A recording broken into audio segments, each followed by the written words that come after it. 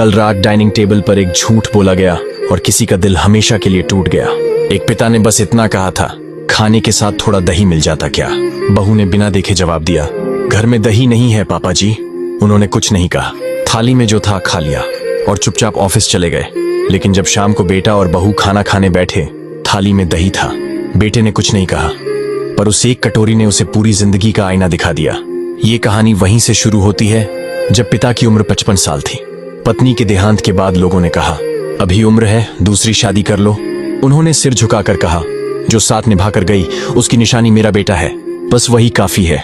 उन्होंने बेटे को पढ़ाया, काम सिखाया और एक दिन पूरा कारोबार सौंप दिया। जब बेटे की शादी हुई तो घर की चाबी बहू को दे दी। बेटी, अब ये घर तेरा है।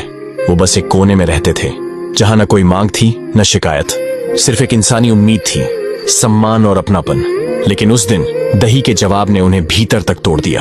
अगली सुबह बेटा बोला, पापा आज कोर्ट चलिए, आपकी शादी करवानी है। पिता हंस पड़े, इस उम्र में शादी? बेटा मुस्कुराया और कहा, न तो मैं आपके लिए पत्नी ला रहा हूं न अपने लिए मां।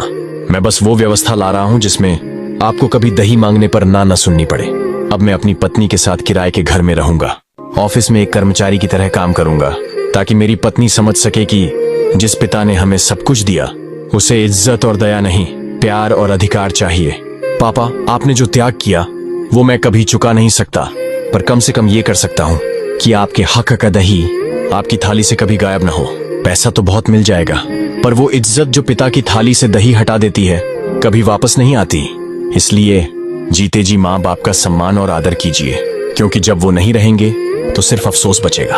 अगर इस कहानी ने आपके दिल में कुछ हिला दिया हो तो कमेंट करें और इसे अपने दोस्तों और परिवार के साथ जरूर शेयर करें।